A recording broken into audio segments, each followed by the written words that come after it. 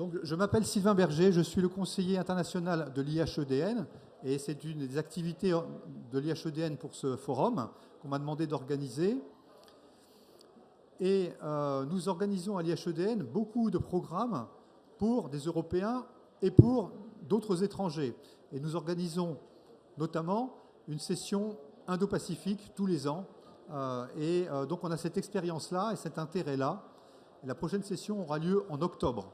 Et on invitera 60 à 80 auditeurs d'Asie et du Pacifique, mais également la côte orientale de l'Afrique. Par contre, pas la côte occidentale de l'Amérique. Voilà. Donc, c'est notre intérêt pour ces sujets-là. Et c'est pour ça qu'on m'a demandé d'organiser cette table ronde. Et nous avons un panel de choix pour répondre à ces sujets. Le sujet, c'est donc un partenariat de souveraineté pour l'interrogation, l'Europe et l'Indo-Pacifique. Et je vais commencer, donc nous avons 6 représentants. Marc Abinsour, qui est ambassadeur avec un rôle interministériel pour l'Indo-Pacifique. Anne Genetet, qui est députée des Français de l'étranger, principalement pour l'Asie. Et puis je compléterai son CV tout à l'heure. Le contre-amiral Poitou, qui travaille à la DGRIS, à la Direction générale des relations internationales stratégiques du ministère des Armées. Madame Pham Lan Dung, qui est présidente acting de l'Académie diplomatique du Vietnam, est venue spécialement du Vietnam pour nous et on la remercie. Après, Delphine Alès, qui est vice-présidente de l'INALCO. On reviendra sur l'INALCO. Et puis enfin, Alice Ekman, qui est spécialiste de l'Asie à cet institut qui s'appelle European Union Institute for Security Studies, EUISS, à Paris. Voilà. Donc nous avons 1h30 et nous devons respecter les horaires parce qu'à 17h, il y aura le CEMA, le chef d'état-major des armées, qui parlera à Foch pour la session de clôture et on veut tous y être si on peut. Voilà. Donc, on va démarrer tout de suite avec Marc Abinsour. Les 3 premiers vont parler de l'Indo-Pacifique vu de France et vu d'Europe. Et les 3 autres parleront, c'est très schématique, je le reconnais, vu d'Asie. Voilà. Marc Abinsour est donc chargé de l'Indo-Pacifique, nommé originaire du Quai d'Orsay. Et il a un intérêt, c'est qu'il a une double spécialité, une spécialité asiatique et une spécialité défense, en plus de ses spécialités diplomatiques. Voilà. Spécialité asiatique, il a été en poste à Pékin, il a été ambassadeur à Singapour, il a été sous-directeur de l'Extrême-Orient au Quai d'Orsay, voilà. Et spécialiste des questions de défense, parce qu'il a été au cabinet du ministre des Armées, il a été au SGD-SN, secrétaire général de la Défense nationale, il a été en charge des exportations sensibles, voilà, il a tout un parcours défense, il a été numéro 2 à la délégation française à l'OTAN, voilà. Donc c'est cette combinaison qui est rare au Quai d'Orsay d'une spécialité asiatique et défense. Voilà. Donc Marc, je voudrais te poser 3 questions. Je vais commencer par la première.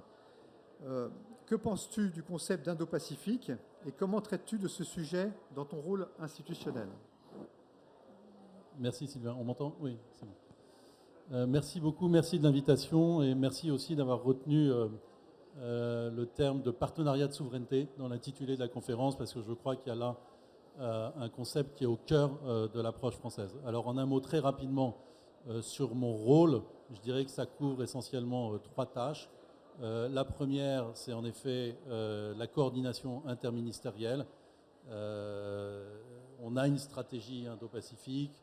Le président de la République avait dans des discours fondateurs posé les jalons. Après, il faut la mettre en œuvre et donc il y a un enjeu en effet d'appropriation par tous les ministères, mais pas seulement par, je dirais, des opérateurs, l'AFD, les organismes de recherche, d'autres acteurs, les acteurs économiques aussi, où là peut-être qu'il y a un défi, je pourrais y revenir si vous le souhaitez. Et donc ça, c'est la première tâche, c'est l'opérationnalisation et la coordination de l'ensemble de tous ces acteurs. Deuxième chose, c'est de continuer à la porter au niveau des institutions bruxelloises. On a, on peut le dire, joué un rôle de chef de file. On continue à avoir un rôle d'entraînement au sein de l'UE pour que l'Indo-Pacifique reste une priorité de l'agenda européen. On l'a vu, il y avait eu peut-être des questions qui s'étaient posées au moment de l'invasion russe en Ukraine. On remarque aujourd'hui qu'il y a un nombre croissant, en effet, de partenaires, d'États membres de l'Union européenne qui s'engagent dans l'Indo-Pacifique et que le niveau d'engagement reste et continue à croître.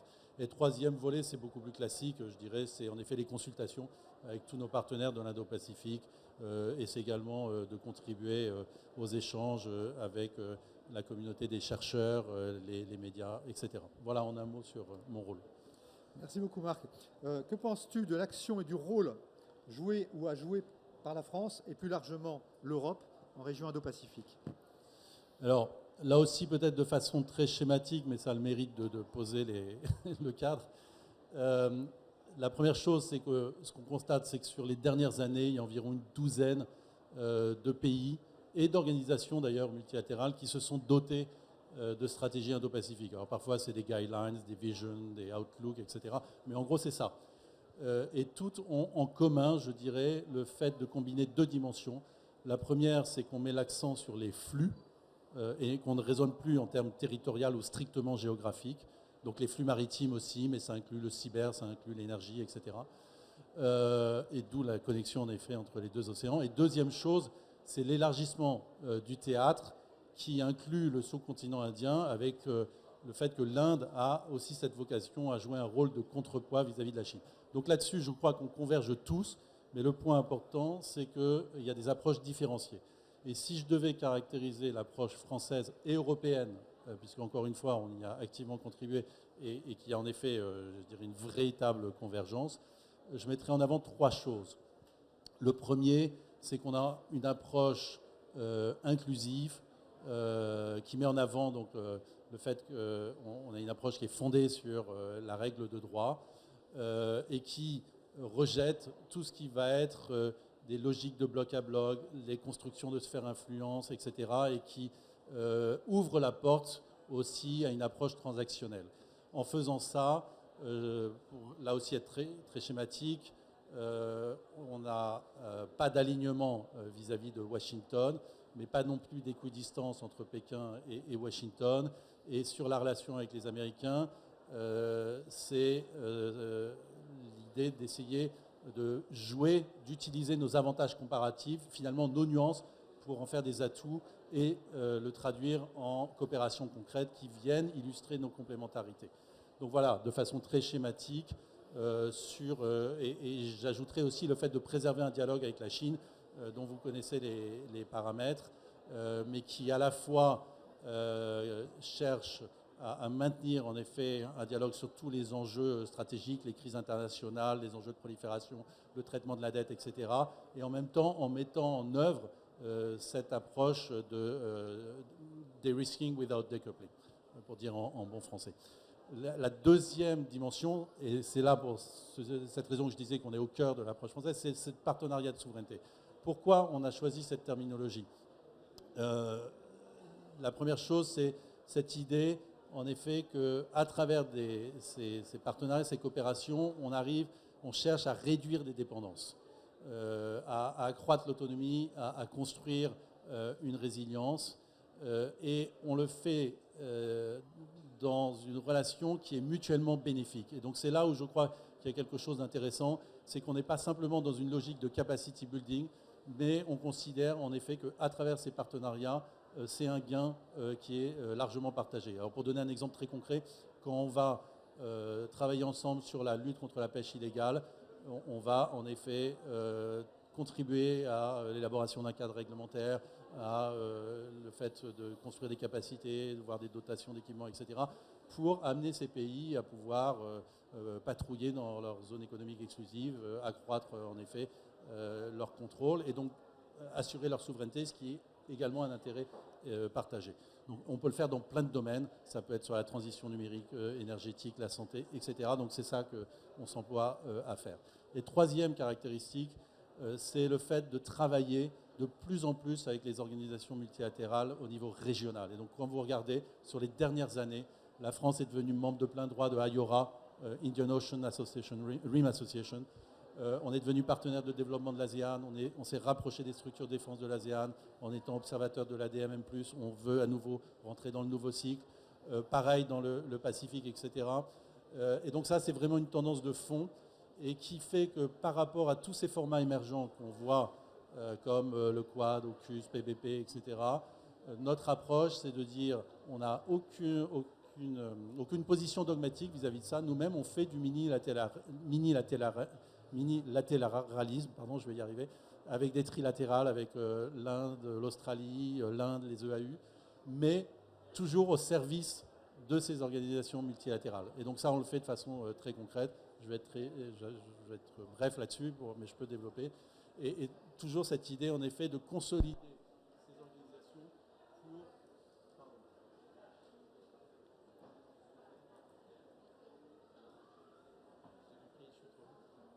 pour... Non, c'est pas coupé. Oui.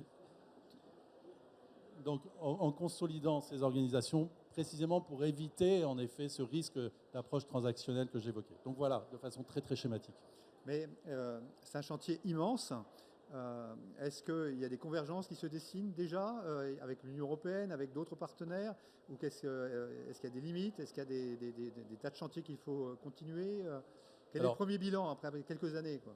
Avec l'Union européenne, comme je l'ai dit, donc on reste moteur. Et dans ce que j'essaierai peut-être de faire ressortir, l'Union européenne a adopté une stratégie de coopération dans l'Indo-Pacifique. Il y a 7 chapitres, donc je ne vais pas les énumérer. Mais ce qui est structurant, c'est cette approche sur ce que j'évoquais, c'est-à-dire éviter des logiques de bloc à bloc, etc. Et sous présidence française de l'Union européenne, vous avez vu qu'on a mis en place un format qui est le forum ministériel Indo-Pacifique de l'UE. On en est à la 3e édition. Elle s'est tenue à Bruxelles il y a un mois environ. Et c'est un format donc, qui rassemble tous les États membres et les institutions bruxelloises, plus tous les pays de l'Indo-Pacifique, donc de l'Est, de côte orientale de l'Afrique jusqu'au Pacifique Sud. La dernière édition, c'était très intéressant. Il y avait quand même une quarantaine de ministres sur l'ensemble de la zone. Et on garde un caractère informel, justement pour éviter une institutionnalisation qui viendrait un peu figer les rôles. Et le point que nous, sur lequel on avait insisté d'emblée, c'était de faire ce format sans les États-Unis et sans la Chine. Donc de créer un espace de dialogue et de coopération autonome qui permet de se centrer sur les coopérations concrètes que j'évoquais, les partenariats de souveraineté, et d'avancer avec ces partenaires. Et donc ils apprécient en effet d'être dans un format où il n'y a pas cet enjeu d'alignement stratégique qui se pose d'emblée. La deuxième chose, c'est l'axe de la sécurité maritime, et là je ne développe pas puisque l'amiral partagera avec vous, mais c'est totalement structurant sur le rôle de l'Union européenne en matière de sécurité maritime sur l'ensemble de l'espace Indo-Pacifique. Et troisième chose, j'évoquerai, c'est Global Gateway, qui est un programme qui n'est pas spécifiquement limité à l'Indo-Pacifique, qui est worldwide, mais dont la déclinaison Indo-Pacifique est totalement structurante. Et donc la France, là aussi, essaye de travailler pour qu'on arrive à forger ces projets qui ont vocation à être des offres alternatives par rapport à Belt and Road Initiative. Voilà. Merci beaucoup, merci bien. Merci. Alors maintenant, Anne Genetet, dont j'ai déjà dit qu'elle était députée des Français de l'étranger, principalement pour l'Asie. Elle est donc membre du Parlement. Elle est vice-présidente du groupe Renaissance à l'Assemblée nationale. C'est le parti majoritaire, le parti central de la majorité actuellement. Et puis, elle est secrétaire de la Commission de la Défense et des Forces armées de l'Assemblée nationale. Elle est également membre de très nombreux groupes d'amitié, France-Australie, elle est vice-présidente des groupes d'amitié d'autres pays, France-Chine, France-Thaïlande, France-Birmanie, France-Singapour. Voilà. Et c'est une médecin. Hein. Anne Genetet est une médecin, mais qui est venue à l'action internationale et à la vie politique. Et donc, elle va vous parler de la manière dont elle voit ce rôle. Elle siège également à l'Assemblée parlementaire de l'OTAN. Donc, également une grande experte de l'Asie et grande experte des questions de défense. Et comme elle couvre 50 pays, je crois, elle voyage beaucoup. Donc, on est très content de la voir avec nous. Donc, Anne, Madame la députée, première question que je voudrais vous poser, donc, c'est que pensez-vous du concept d'Indo-Pacifique? Comment traitez-vous ce sujet dans votre rôle? Alors merci beaucoup Sylvain, merci beaucoup Monsieur l'Ambassadeur, merci à tous de votre présence. Donc en effet, j'ai l'occasion depuis 6 ans maintenant de m'intéresser de plus près aux sujets internationaux. Et ce qui m'a amené à ces sujets internationaux, vous pourriez vous poser la question pourquoi un médecin s'intéresse aux sujets internationaux. C'est simplement que j'habite à Singapour depuis 2005, là où j'ai eu l'occasion de rencontrer Marc Abensour lorsqu'il était ambassadeur. Et c'est cette présence de la France dans le monde qui a particulièrement retenu mon attention. Une présence qui, à l'évidence, fait vibrer beaucoup de personnes, beaucoup d'yeux qui pétillent quand on leur prononce le mot France. Et ma motivation, c'était que mes enfants, mes petits-enfants puissent avoir la chance de rencontrer plus tard sur leur parcours les étrangers, même parfois dans des contrées les plus retirées. Je me rappelle d'un voyage en Mongolie, et qu'ils soient autant étonnés par les étoiles dans les yeux que le mot France peut générer. Donc j'espère qu'en y travaillant, on parviendra à conserver cette lumière. Alors sur l'Indo-Pacifique, comme parlementaire, je voudrais dire que nous sommes amenés évidemment d'une part à voter les budgets. Donc ça veut dire nous intéresser à l'argent que la France va mettre sur la table pour déployer sa stratégie Indo-Pacifique, aux effectifs de notre présence française dans le monde, à travers notamment nos ambassades, nos consulats. M'intéresser également aux intérêts français dans la zone. Nous avons à peu près 190 000 Français qui vivent dans cette vaste zone, avec quelques poches où ils sont un peu plus nombreux, notamment l'Australie, le Japon, Singapour, Hong Kong, un peu moins en Chine. Il faut savoir que la population française en Chine est vraiment en décroissance importante. Et puis, m'intéresser également aux acteurs économiques français à travers lesquels on va nouer tous ces partenariats, toutes ces coopérations pour pouvoir les développer, celles qu'évoquait l'ambassadeur Marc Abensour. Et puis, la relation aussi avec d'autres acteurs plus institutionnels, académiques. Et c'est tout cela que j'essaye de déployer. Donc, en Indo-Pacifique, nous y avons en effet beaucoup d'intérêt. Et puis, au-delà de cela, comprendre que la France, il y a des territoires, des Français qui habitent dans la zone, je disais 190 000. En termes de territoire, ça fait une population totale d'à peu près 2 millions de Français qui sont sur l'ensemble de cette zone. Donc oui, nous y avons des intérêts et puis on communique. On a besoin de communiquer, que ce soit par voie maritime, par voie aérienne, par voie numérique. Et tous ces enjeux de communication sont majeurs et relèvent aussi de l'importance d'avoir une stratégie indo-pacifique active et dynamique. Merci beaucoup. Donc, moi, j'avais comme autre question, c'est finalement, quelles sont la politique, l'originalité, la marque de la France dans cette vaste région? Qu'est-ce qu'on apporte et qu'est-ce que l'Europe apporte? Alors, c'est une vaste question et personnellement, pour avoir pas mal circulé dans la zone, la difficulté aussi que je peux avoir, c'est pour pouvoir abonder les budgets dont nous aurions besoin, il faut que je puisse sensibiliser mes propres collègues parlementaires à l'importance de cette zone et pourquoi la France va là-bas. C'est quand même très loin et beaucoup se posent la question, mais qu'est-ce qu'on a à faire là-bas? Certes, nous y avons des territoires, mais pourquoi en faire plus? Ça, c'est un vrai défi. Ça, je peux vous dire que c'est un vrai défi. D'autant plus que la France, quand on rentre dans le détail, je vais parler de la France d'abord, est extrêmement présente et développe de très nombreux projets. Marc Abensour en a évoqué un certain nombre, mais dans chacun des pays, on a de très nombreux projets de coopération. Mais ce que je trouve, moi, pour y avoir voyagé, c'est que lorsque je parle à mes interlocuteurs, je pense aux Australiens, je pense aux Vietnamiens, je pense aux différents intervenants que j'ai pu rencontrer sur place, quand je leur parle de la France et de sa présence indo-pacifique, ils ont parfois du mal à comprendre, très honnêtement. Ils ont parfois du mal à comprendre. Et moi, il me semble qu'il nous manque parfois un chapeau qui permette de donner une unité dans les différentes actions, les différentes initiatives que nous portons. Car il y a de la cohérence, elle a été très bien exprimée par Marc Abensour, il y a de la cohérence dans ce que nous faisons, mais parfois que cette cohérence n'est pas suffisamment dessinée, présentée, pour qu'elle parle aux interlocuteurs que nous avons en face de nous. S'agissant des projets européens, là je suis frappée de voir, et je le regrette beaucoup, que nos projets, les projets que nous développons, il n'y a pas tant d'acteurs européens que ça sur place, il y en a, je vous assure, mais pas tant que ça, et je trouve que parfois, ça manque parfois de dynamique, de synergie entre nos projets. C'est en tout cas le regard que nos communautés françaises peuvent poser sur les différents projets que nous portons. Je le regrette un peu, j'espère que la construction européenne avancera également sur les enjeux indo-pacifiques.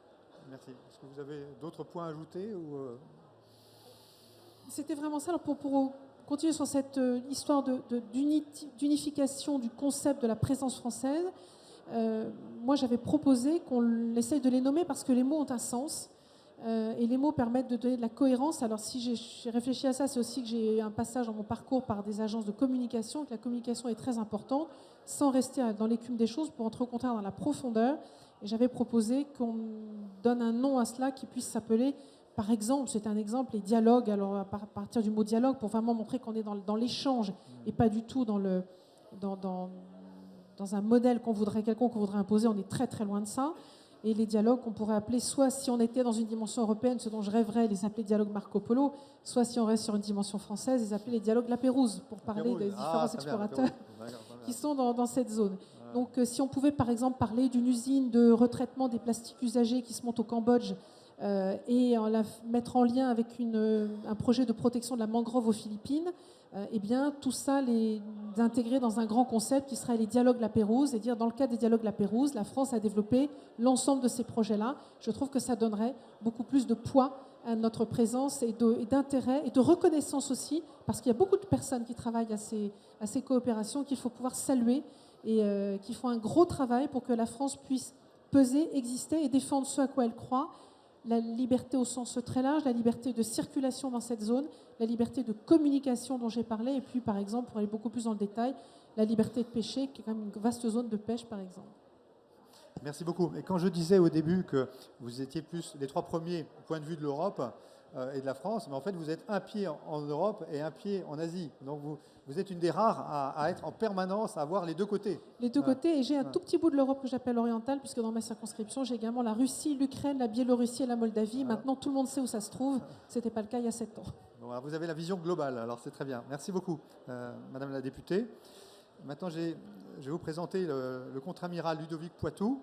Le contre-amiral Ludovic Poitou est un officier de marine qui a servi sur de nombreuses unités de surface de la marine française. Il a commandé 3 bâtiments de combat et la force navale européenne Agénor, qui est assez connue puisqu'elle a opéré dans le détroit d'Ormuz, dans le Golfe. Voilà.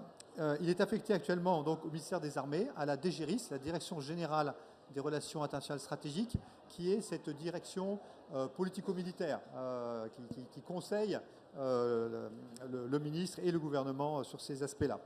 Et donc, il connaît également bien la zone. Et donc, amiral, je voudrais vous poser donc plusieurs questions. Que pensez-vous du concept d'Indo-Pacifique? Comment le traitez-vous dans votre rôle institutionnel? Que pensez-vous de l'action de la France et de l'Europe? Quel premier bilan? Voilà. Et puis aussi, quels résultats, quelles perspectives, quels nouveaux champs dans le domaine sécuritaire et militaire? Cette zone, moi ce qui me frappe, c'est que cette zone est immense. On appelle ça la tyrannie de l'éloignement, je crois, et la tyrannie de la distance. Et il y a à la fois des éléments d'ensemble, il y a un seul horizon, un Indo-Pacifique. Ça a été repris, vous le savez, je crois, du Premier ministre japonais initialement. Et en même temps, il y a plein de sous-ensembles et plein de problématiques différentes, plein d'acteurs différents et tellement de sujets différents que c'est très difficile. Et alors, l'approche sécuritaire et militaire est structurante, comme le disait l'ambassadeur Abinsour, et comment on insère ça dans cet ensemble. Voilà. Merci beaucoup et merci pour cette invitation de participer à cet événement exceptionnel. Merci aux équipes de l'Acadème d'avoir organisé cet échange, ce moment d'échange. Tout d'abord, ce que je vais tenter de faire, c'est d'apporter un des éléments de complément de ce que l'ambassadeur Abinsour vient de vous livrer sur la dimension défense, la perspective défense dans l'Indo-Pacifique. Alors, tout d'abord, sur le concept en lui-même, quand on compare et quand on regarde nos partenaires dans la zone, force est de constater qu'il y a différentes définitions du concept Indo-Pacifique. Tout d'abord, des différences qui portent sur des notions géographiques, là où certains font arrêter l'Indo-Pacifique sur la côte ouest de l'Inde. Pour nous, Français, on commence au Moyen-Orient pour l'achever sur la côte ouest de l'Amérique. Donc, déjà, des différences de conception.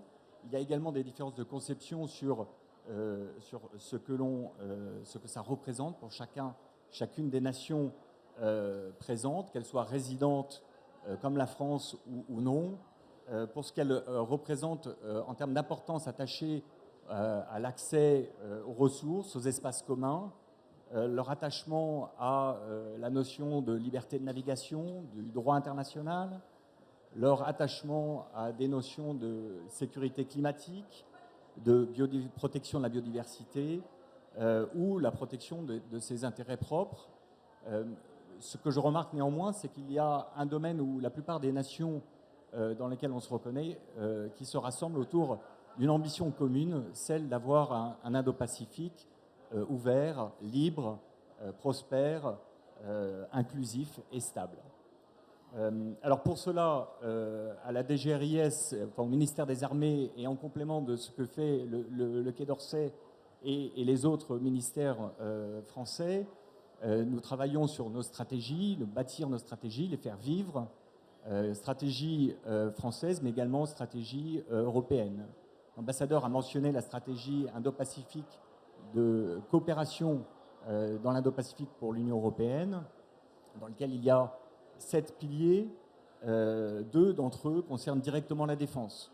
Il y a le pilier sécurité et défense pour protéger les lignes de communication, les voies maritimes essentiellement. Il y a également la gouvernance de l'océan, dans lequel on va retrouver les notions de pêche illicite et protection de la biodiversité.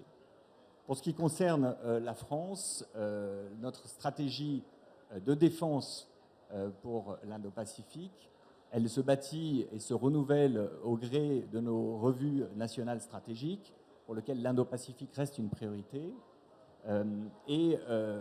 L'édition 2019 est constamment mise à jour pour tenir compte des évolutions, des menaces, de l'environnement géopolitique de la région.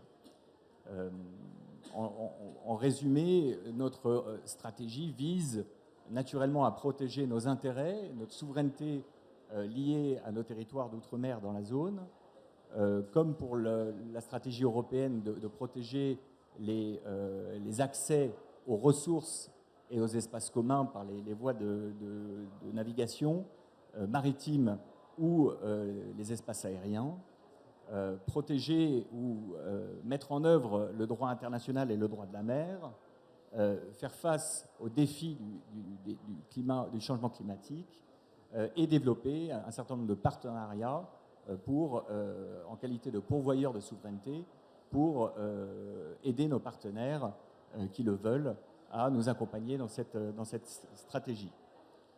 Nous essayons tant bien que peu d'accompagner, d'être force motrice pour nos partenaires européens, pour les accompagner également dans la mise en œuvre de cette stratégie européenne. Et c'est tout ce que font nos moyens militaires présents sur zone.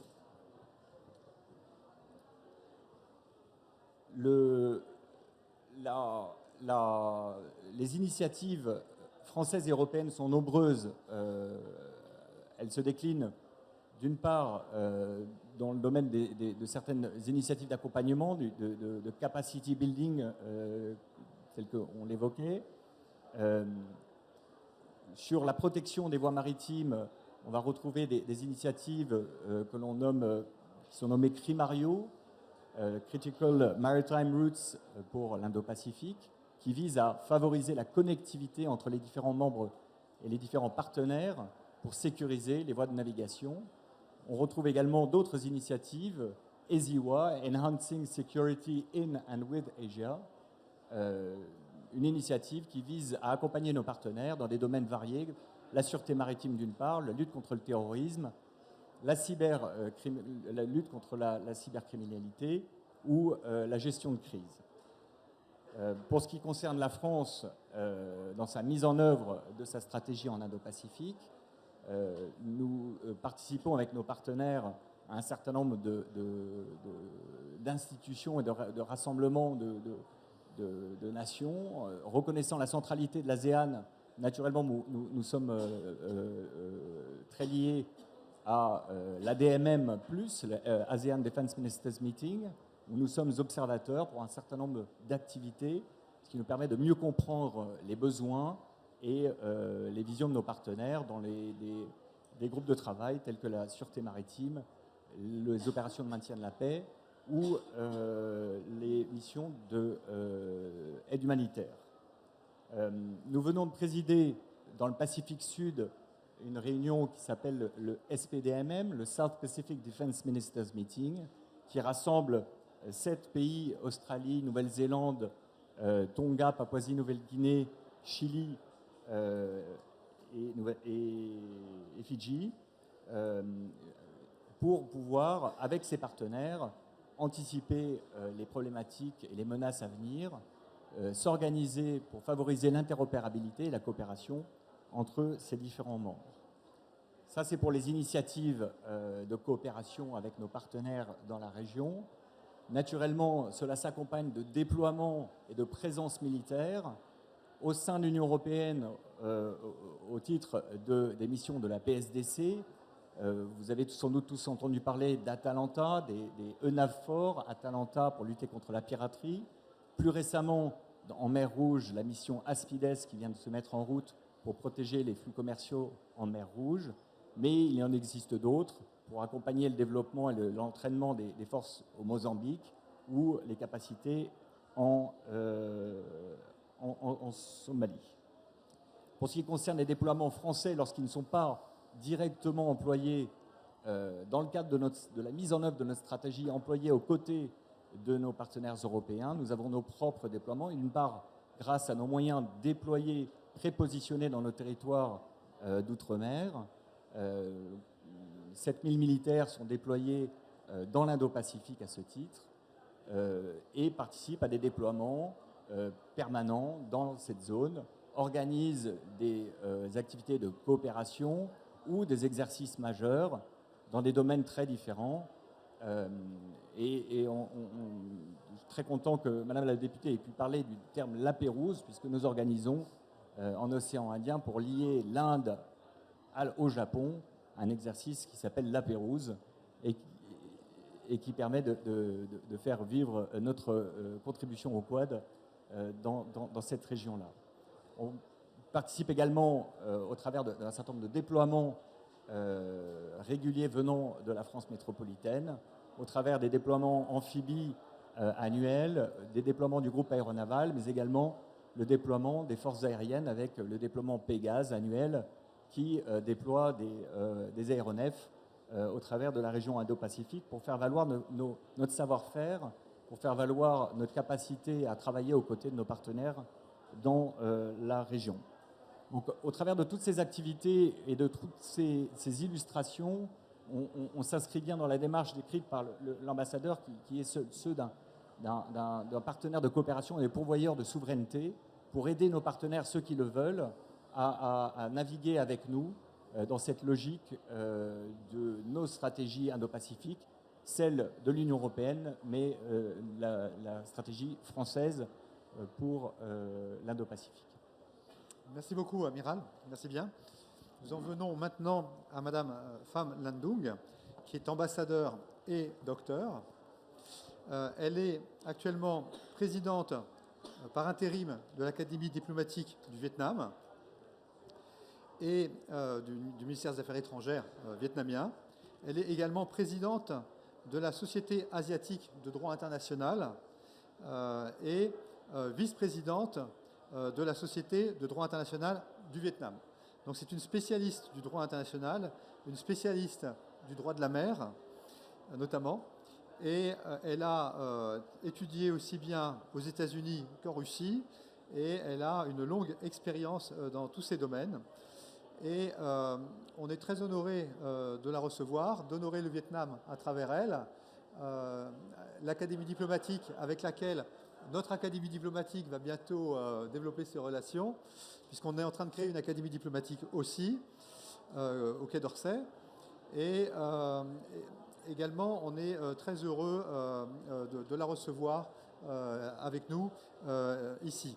Donc, Madame la Présidente, que pensez-vous du concept d'Indo-Pacifique et est-ce que vous traitez de ce sujet dans votre rôle à l'Académie diplomatique?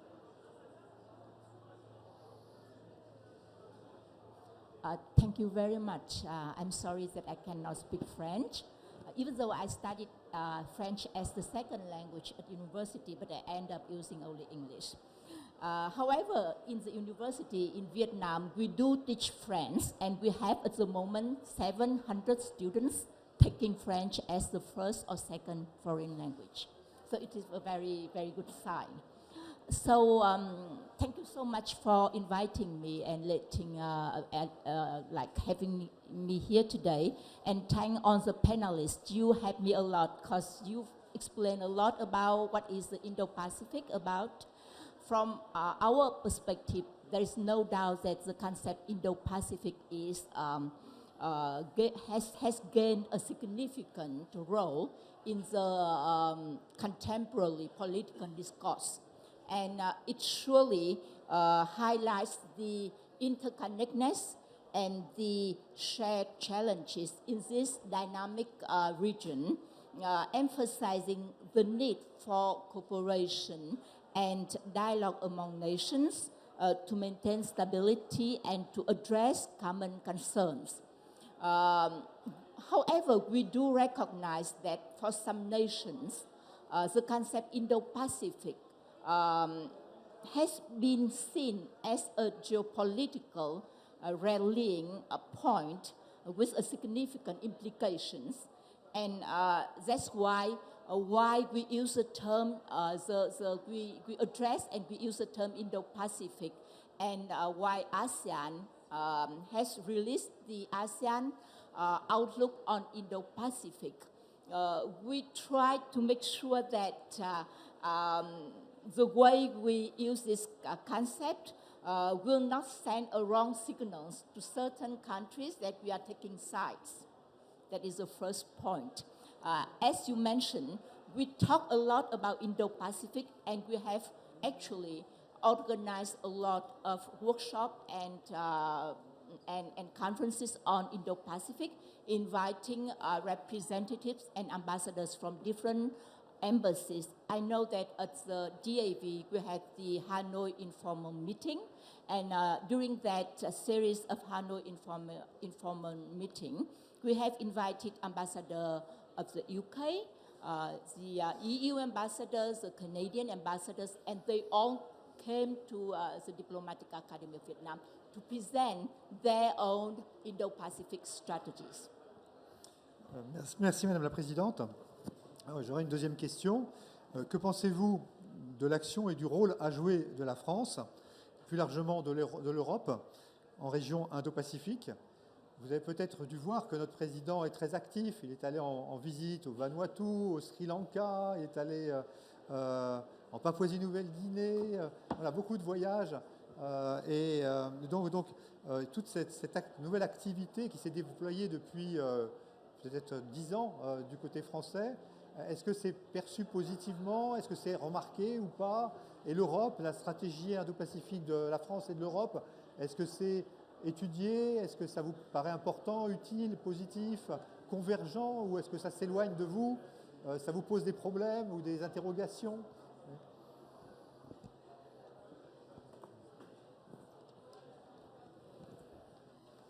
Yes, thank you for the question. Me personally, I've been motivated a lot listening to all of the efforts from France and other European countries in strengthening, in implementing their Indo-Pacific strategies. We do value the diversification in the partnership, and we see the potential of France and EU countries contribute positively to the regional stability and development. From the Vietnamese perspective, we do see that the growing interest and involvement of France and European countries in the region is a very welcome development. And France in particular, you have taken noteworthy steps to strengthen your presence in Indo-Pacific and to build up stronger partnership with the partners in Indo-Pacific. As mentioned by my colleagues sitting next to me, the French government have released a very comprehensive Indo-Pacific strategy and try to make the presence of France in the region very visible, including from the naval deployments and exercises to other forms of cooperation with regional partners. The EU also has released a forward-looking and comprehensive Indo-Pacific strategy and very much in line with all the aspirations of many countries in the region. I remember that the recent EU-ASEAN strategic partnership and the EU-Vietnam Free Trade Agreement, all of those show the proof of Europe's increasing and expanding economic and strategic stakes in Indo-Pacific. However, there might be a concern as whether France and Europe could sustain a long-term and impactful presence in the region while simultaneously dealing with security issues closer to your home. But I do think that from the strategic point of view, for the long-term perspective, the presence and the engagement of Europe in Indo-Pacific would not only contribute to the peace and stability in our region, but also in Europe as well. I think that some of the suggestions that I made at this moment suggest is for France, you would strengthen military presence in the region in terms of increase the frequency and the depth of capacity building, especially in terms of maritime awareness. For EU, I think that EU should also show more commitment in terms of increasing the economic and trade cooperation with Indo-Pacific and sending a representative to take part in the regional forum and probably considering spending more development targeted assistance aid to the region. And from the diplomatic effort, I think that EU may consider having the special envoy, the Indo-Pacific special envoy in the region. In the region. Oh. Merci Madame la Présidente. Et alors, le Vietnam, est-ce qu'il prend des initiatives? Est-ce que le Vietnam prend des initiatives particulières sur ces sujets dans sa diplomatie? Est-ce que le Vietnam a des perceptions un peu différentes? Vous êtes une spécialiste du droit international. Il y a beaucoup de sujets de droit international dans cette région. Voilà, comment vous voyez ça? Est-ce que c'est une région où on peut résoudre toutes ces questions par la négociation, par la diplomatie? Est-ce que ça devient plus compliqué? Voilà. Quelle est la perception du Vietnam ou l'originalité, la singularité du Vietnam dans son action diplomatique? Pas seulement pour l'Europe et la France, mais au-delà, hein, puisqu'il y a les États-Unis, il y a la Chine, il y a l'Inde, il y a des tas de pays qui sont actifs dans cette zone. Tout le monde s'intéresse à cette zone. Donc, est-ce que vous pouvez nous dire un petit peu la perception et l'action du Vietnam? Voilà.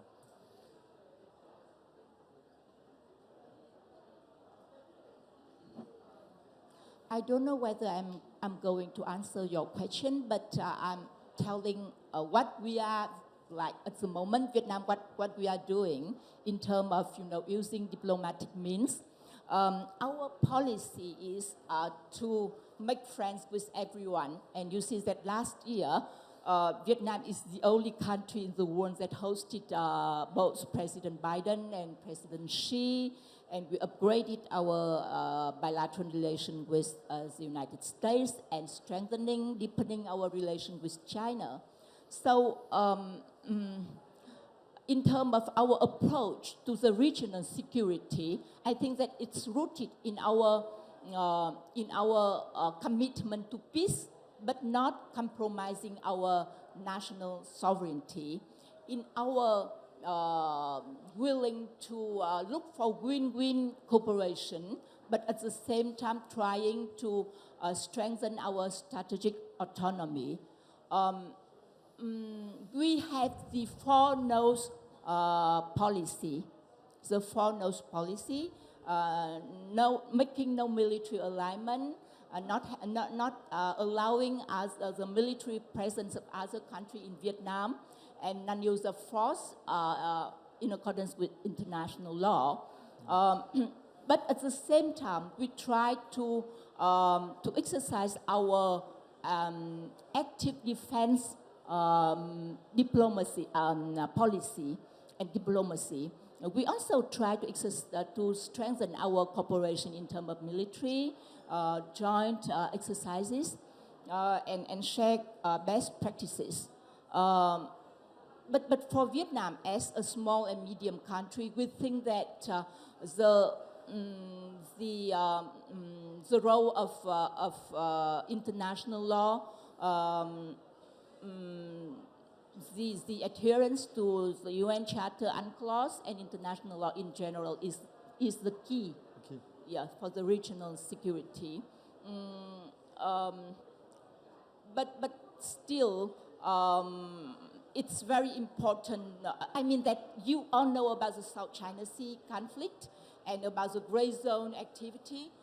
So even though ASEAN countries and China now, we are conducting the negotiation of COC, but we have to be very careful, watchful about all of the gray zone activities in the region. So basically, those are the main elements of our diplomacy. Yes. Merci beaucoup, Madame la Présidente. Merci. Maintenant, Madame Delphine Alès, qui est vice-présidente de l'INALCO, l'Institut national des langues et civilisations orientales, qui, je l'ai appris, a été créé sous la Révolution, je crois, française, donc il y a 2 siècles et demi, quasiment, et qui est diplômée de sciences politiques et également d'études sur l'Asie. Et elle s'est occupée longtemps des relations internationales de l'INALCO, et elle a écrit plusieurs livres, notamment une anthologie décentrée sur la paix et la sécurité. C'est bien ça ? Voilà. Et également, elle a étudié les questions religieuses et différents aspects transnationaux. Et donc, c'est également quelqu'un qui a un point de vue intéressant pour nous sur ce sujet. Et donc, Delphine, je voudrais vous poser la question. Que pensez-vous du concept d'Indo-Pacifique? Comment le traitez-vous à l'INALCO? Et le rôle de la France, le rôle de l'Europe, comment vous le jugez? Voilà. Merci beaucoup. Merci d'abord pour cette invitation. C'est toujours un plaisir de se retrouver d'abord devant un public dans lequel il y a beaucoup d'amis et puis de parler de l'Indo-Pacifique. Alors, du point de vue de l'INALCO, c'est un concept qui a une dimension, je dirais, à la fois institutionnelle, même politique d'une certaine manière pour l'établissement et puis évidemment une dimension académique. Vous le disiez à l'instant, l'INALCO a été créé sous la Révolution française avec comme objectif d'accompagner finalement la projection de la France dans le reste du monde. À l'époque, pas encore dans cette région, mais ça s'est développé assez rapidement, les 50 premières années de la création de l'Institut. Rassurez-vous, je ne vais pas vous en faire un historique immédiatement. Mais il y a eu une évolution progressive dans l'approche de ce qu'on appelle encore de manière un petit peu abusive l'Orient, qui est qu'on est passé progressivement d'un objectif de projection d'une vision française dans la région à un objectif plutôt d'analyse des perceptions régionales sur des thématiques qui nous intéressent du point de vue français. Donc c'est un peu l'approche que l'on a de l'Indo-Pacifique au sein de l'Institut. C'est un concept qui, je dois dire, correspond évidemment très bien aux activités qui sont menées puisqu'il permet de recouvrir une très large partie de nos domaines de spécialisation aréale et en particulier la vision qui est celle de la France de l'Indo-Pacifique, de l'Afrique, de la Corne de l'Afrique jusqu'au Pacifique. Ça correspond à une partie significative de nos spécialisations thématiques et aréales. Et comme ça a pu être le cas, je vous écoutais avec intérêt, Madame la députée, du point de vue de la stratégie française, l'Indo-Pacifique ou le concept d'Indo-Pacifique a permis finalement de donner un narratif, de donner une cohérence à un ensemble d'actions qui étaient disparates et qui n'étaient pas nécessairement perçues sous l'angle d'une véritable politique asiatique ou indo-pacifique de la France. Et bien au sein de l'Institut, ça a aussi permis de créer des synergies entre des collègues, des chercheurs qui travaillaient sur des thématiques diversifiées sur l'ensemble de cet espace et qui maintenant peuvent se retrouver autour de cette thématique Indo-Pacifique. Ça a permis de faire émerger aussi une réflexion croissante sur des enjeux contemporains et sur des enjeux stratégiques qui ont une place de plus en plus importante, notamment dans la formation doctorale de nos étudiants et qui suscitent une appétence croissante. Alors maintenant, pour entrer un peu plus sur le fond, comment l'Indo-Pacifique est abordé du point de vue de l'Institut et des travaux qui sont formulés par nos chercheurs, nos collègues, nos doctorants. Ce qui est intéressant, je le disais, c'est d'avoir une vision décentrée de ce concept, de rappeler peut-être, et on le fait assez régulièrement, que non seulement il y a des visions très diversifiées de ce qu'est l'Indo-Pacifique. On a autant d'approches qu'il y a d'acteurs qui emploient ce concept. Il y a autant de notions, même de géographie de l'Indo-Pacifique, qu'il y a de stratégie Indo-Pacifique. Mais on oublie très souvent que c'est un concept d'origine régionale. Ce qui est assez intéressant d'ailleurs, c'est que les acteurs de la région même, pendant longtemps, ont considéré que c'était un concept d'origine américaine, ce qui a pu créer un certain nombre de réticences et qui a pu expliquer le retard, par exemple, dans l'adoption de cette vision indo-pacifique de l'ASEAN dont on parlait il y a un instant. Il y avait une réticence liée au fait que la stratégie américaine indo-pacifique avait pris une ampleur telle que le concept était considéré comme relevant du vocabulaire et des intérêts stratégiques états-uniens. On veut oublier que c'était au départ une préoccupation indienne et japonaise liée à des enjeux de souveraineté qui sont très vastement partagés dans la région. Le fait d'avoir un recul également historique et aréal sur cette notion d'Indo-Pacifique permet de mettre l'accent sur un certain nombre de pratiques au sein de cet espace et d'insister sur le fait que ce sont des pratiques, disons, conventionnelles dans la région Indo-Pacifique, alors que du point de vue des analyses classiques de la coopération multilatérale, elles peuvent être considérées comme déviantes. Quand on a une approche très eurocentrée, occidentale de la coopération multilatérale, ce qui relève un petit peu de l'informalité, ce qui relève du minilatéralisme, ce qui relève des coopérations souples, a tendance à être considéré comme une vision dégradée ou une approche dégradée de la coopération multilatérale. Or, en Asie, alors du Sud-Est en particulier, mais plus largement dans l'espace Indo-Pacifique, ces approches plus informelles de la coopération multilatérale, qui passent d'ailleurs par des coalitions d'acteurs qui peuvent être très diversifiées, avec un accent très important placé sur les rencontres informelles d'acteurs de la société civile ou de l'espace stratégique en marge des rencontres intergouvernementales, c'est la norme en matière de coopération multilatérale, et c'est très souvent de là que partent ensuite des actions ou des prises de décisions ou des convergences très concrètes. Donc avoir ce recul permet de montrer qu'il y a finalement un déplacement des normes en matière de coopération ou des pratiques usuelles en matière de coopération multilatérale, et que ce qui était il y a une vingtaine d'années la norme de l'ASEAN est devenue une norme au niveau asiatique, est devenue une norme indo-pacifique et devient finalement aussi une norme à l'échelle mondiale en matière de pratiques de coopération. C'est ce que nous permet d'avoir ce recul sur la notion et plus largement sur les pratiques des acteurs dans la région. Merci beaucoup, très intéressant. Et alors, moi j'ai une question de curiosité personnelle. Est-ce qu'on forme assez de spécialistes de l'Asie? On en a, hein, puisque Marc Amassour et d'autres sont des spécialistes de l'Asie qui ont appris ces langues. Mais est-ce qu'on en a suffisamment en France?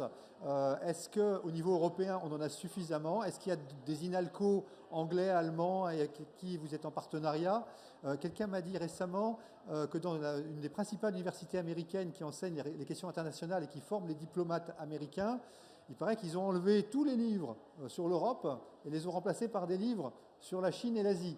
Voilà. Donc nous, on a un centre de documentation d'école militaire avec plein de livres. J'espère qu'on en a suffisamment. Mais voilà, votre sentiment, est-ce qu'on forme assez de spécialistes pour comprendre cette zone qui devient la zone principale de demain, quoi? Alors, on en forme beaucoup, on n'en forme peut-être pas suffisamment sur les langues ou les spécialisations minoritaires de la région. Si on se place au niveau de l'établissement, on forme énormément de spécialistes de la Chine, beaucoup de spécialistes du Japon, de plus en plus de la Corée également, mais c'est vrai très peu de spécialistes de l'Asie du Sud-Est. Je suis moi-même indonésianiste, on n'est pas très nombreux malheureusement en France à travailler sur l'Indonésie pour des raisons qui tiennent aussi aux modalités de recrutement des spécialistes de ces espaces. La question de la comparaison avec d'autres institutions est très intéressante et très importante, je crois, y compris du point de vue de ce que représente l'INALCO en termes d'institutions qui, de mon point de vue, mais plus largement, j'en suis convaincue, une institution essentielle du point de vue de la souveraineté française et européenne. On est les seuls au monde à faire ce que nous faisons, c'est-à-dire à avoir un enseignement sur 106 langues et les sciences humaines et sociales qui permettent d'analyser le contexte dans lequel ces langues sont parlées. Il y a 2 institutions au monde qui ont la même diversité aréale et linguistique. Ces 2 autres institutions au monde sont l'une à Moscou, l'autre à Pékin. Il n'y en a pas d'autres en Europe. Il y avait la SOAS à Londres, qui était vraiment l'institution cousine de l'INALCO, mais qui a progressivement, stratégiquement diminué considérablement son amplitude d'expertise. On n'y enseigne plus qu'une 30aine ou 40aine de langues et de spécialisations régionales aujourd'hui. Donc je pense que maintenir cette expertise et continuer à former, même en petit nombre, des spécialistes de l'ensemble de ces zones, parce qu'on ne sait pas où seront les points rouges stratégiques à l'avenir, c'est essentiel du point de vue, encore une fois, du maintien d'une capacité d'analyse souveraine sur ces espaces. Merci. Il y a une académie diplomatique européenne qui est en formation. Il n'y a pas que les diplomates dans le monde comme acteurs, mais j'espère qu'ils vont mettre le paquet sur l'Asie. Voilà. Merci beaucoup, Delphine.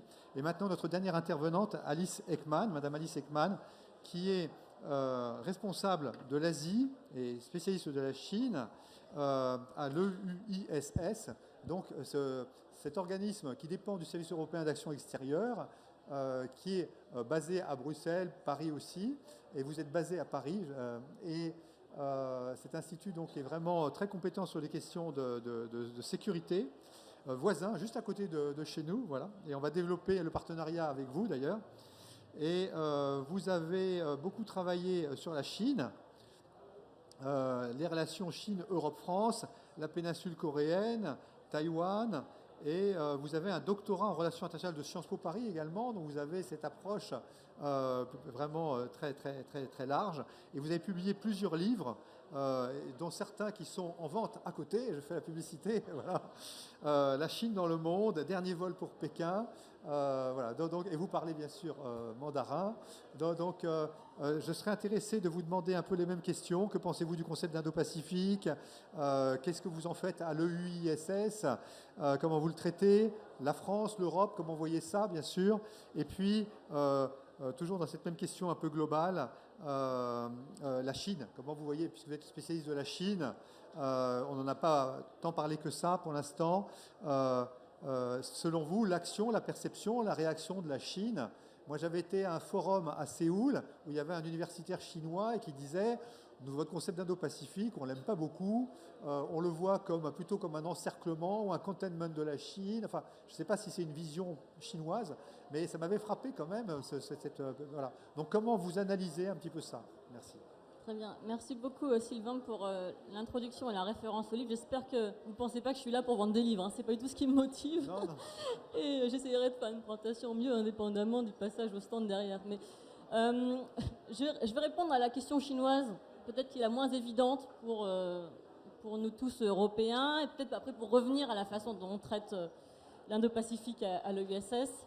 En 2 mots, l'EUSS, donc le siège, alors c'est un drôle d'animal, c'est une agence de l'Union européenne, pas très grosse, hein, on n'a pas les moyens de l'INALCO malheureusement, on est 40 personnes, le siège est à Paris, 100 avenue de Suffren, juste derrière, vous êtes les bienvenus, nos publications sont en ligne gratuitement, c'est uniquement en anglais, je m'occupe de l'Asie, / Indo-Pacifique, et on a un petit bureau à Bruxelles également, avec des spécialistes des questions de sécurité là-bas. On fait des analyses, mais on fait aussi beaucoup de ce qu'on appelle de track 1.5, des échanges, avec des think tanks, notamment des think tanks de la région, mais aussi des représentants de pays européens, des États membres et du SEAE. En aparté, on n'est pas le think tank du SEAE, même si on a des liens privilégiés avec le SEAE, on est financé par les 27 États membres, dont la France. Voilà, j'arrête là la promotion. Directement la Chine. Alors, la Chine déteste l'Indo-Pacifique, mais à un point, vous imaginez même pas. Je cite Wang Yi, ministre des Affaires étrangères et conseiller d'État, lors de ses nombreuses conférences, avant que son successeur soit nommé, puis ensuite il ait disparu et qu'il soit renommé, enfin bon, quel que soit, au cours des 3 dernières années, il a dit l'Indo-Pacifique est une nouvelle forme, US-led Indo-Pacific Strategy, donc l'Indo-Pacifique menée par les États-Unis, parce qu'ils pensent qu'en fait, nous sommes que des chiens errants des États-Unis qui n'avons pas de stratégie Indo-Pacifique propre, finalement. Hein, je synthétise, bien sûr, mais quand même, dans la perception chinoise de Pékin, du parti, on est bien là-dedans. Donc, c'est les États-Unis qui ont tout fomenté. Donc, il dit la stratégie Indo-Pacifique menée par les États-Unis est une nouvelle forme d'OTAN en Asie. C'est une insulte dans la bouche d'un dirigeant chinois, puisqu'il considère que l'OTAN est une escroquerie et une menace terrible pour la Chine. Une nouvelle forme d'OTAN en Asie qui est totalement illégitime et vouée à l'échec. Donc c'est pour poser le contexte. Je pense que c'est très intéressant à prendre en compte, pas pour surestimer à la base de déclarations officielles les capacités chinoises, mais pour prendre acte des antagonismes autour de cette notion. Au niveau de l'USS, pour revenir à votre première question, c'est très intéressant, c'est qu'en tant qu'analyste, on a vu au départ cette cacophonie institutionnelle dont vous parlez tous très bien, avec des divergences de délimitation géographique du concept, on va dire de pondération de la dimension de sécurité par rapport à des dimensions plus douces, de volonté d'identification et d'évaluation de la menace chinoise, même de mention dans les documents stratégiques ou pas. Mais ce qui est intéressant d'analyser au niveau analytique et au niveau de la recherche, c'est que cette cacophonie, finalement, fonctionne assez bien. C'est-à-dire le simple fait d'adopter une stratégie Indo-Pacifique, même si on a une définition différente, c'est un signal politique envoyé à nos partenaires mutuels pour dire on est disposé à coopérer. Et finalement, ça marche bien. C'est-à-dire qu'au niveau intellectuel, on est un peu, concrètement, qu'est-ce que ça veut dire? Il n'y a pas de convergence, mais c'est pas grave en fait s'il n'y a pas de convergence. Il y a une adoption d'un concept qui veut dire une disposition qu'on est disposé à coopérer. Et finalement, il y a du concret derrière, comme plusieurs d'entre vous l'ont dit derrière la table. Mais la Chine, elle considérait déjà avant l'adoption du concept. Donc je ne veux pas dire que l'Indo-Pacifique a accentué la formulation d'une stratégie Asie-Pacifique de la Chine. Non, la Chine avait déjà une stratégie Indo-Pacifique avant l'adoption de nos concepts multiples et variés. La Chine, déjà, au début du mandat de Xi Jinping, il y a 11 ans, réfléchissait très sérieusement, notamment au sein des think tanks affiliés à l'Armée populaire de libération, réfléchissait très sérieusement à la construction d'une nouvelle architecture de sécurité en Asie. Réfléchissait, est-ce qu'il faudrait créer une nouvelle forme d'OTAN en Asie, OSCE,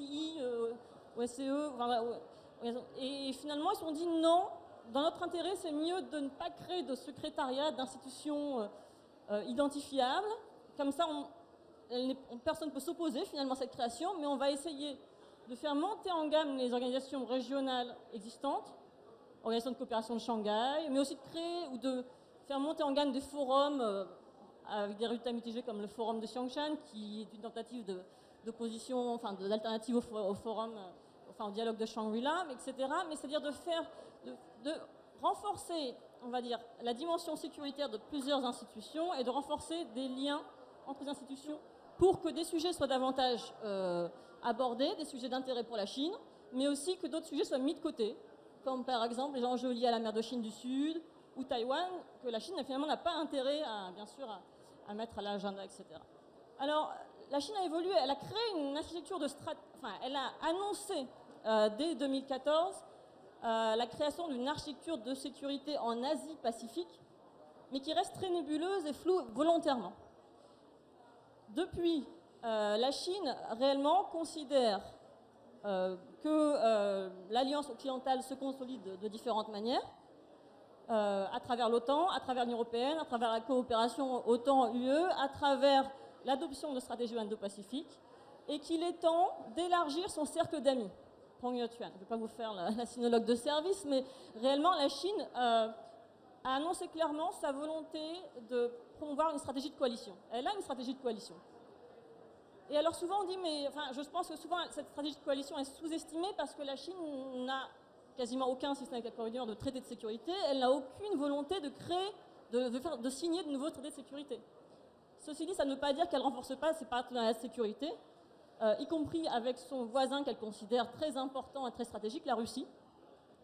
Et la relation stratégique sino-russe a résisté ce qu'on pourrait malheureusement appeler au test de la guerre en Ukraine, de l'invasion russe de l'Ukraine. Parce que comme vous le savez, non seulement la Chine renforce sa coopération de sécurité avec la Russie, mais aussi ont des exercices militaires conjoints qui sont considérés aussi comme des signaux politiques envoyés aux pays qui ont adopté les stratégies Indo-Pacifique et plus généralement à la présence militaire américaine dans la région. Par exemple, lorsque Joe Biden a rencontré ses homologues en Corée du Sud et au Japon pour renforcer les partenariats de sécurité, il y a eu des exercices militaires conjoints sino-russes en mer de Chine orientale, mais il y en a aussi en mer de Chine méridionale, puis il y en a aussi avec l'Iran, comme récemment dans le Golfe d'Oman, etc. Et donc il y a ces dynamiques qu'il ne faut pas, à mon avis, sous-estimer, parce que, comme vous le savez, dans le contexte de à la fois la guerre en Ukraine et puis tension au Moyen-Orient, on est dans une dynamique de polarisation qui se manifeste aussi. Ah, pardon. On doit parler plus lentement, c'est souvent le problème d'être trop passionné par le sujet. Excusez-moi les interprètes, excusez-moi.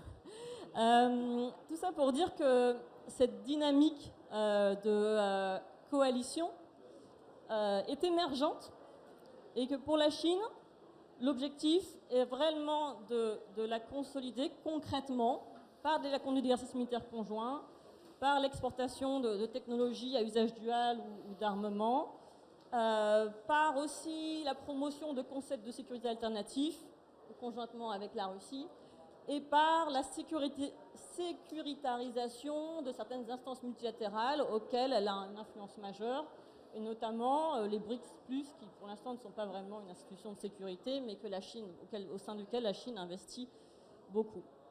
Donc, tout ça pour dire que nous sommes face à des stratégies de coalition, nous sommes face à, je pense, une réelle consolidation et convergence en tout cas de la dynamique indo-pacifique, et qu'en face, on a aussi des dynamiques de partenariat de sécurité et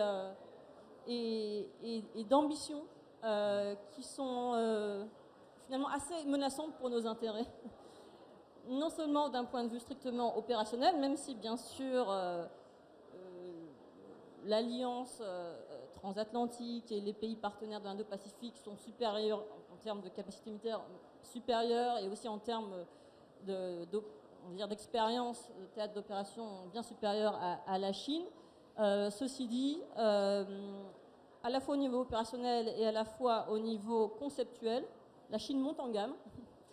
Et son ambition est réellement de nuire à tous les pays qu'elle considère indo-pacifiques dans une stratégie clairement et ouvertement labellisée comme anti-occidentale. Ça paraît un peu manichéen, mais c'est quand même la perspective chinoise aujourd'hui, telle que présentée par le Parti communiste chinois, que j'essaye de comprendre malgré l'opacité. Merci beaucoup. Voilà.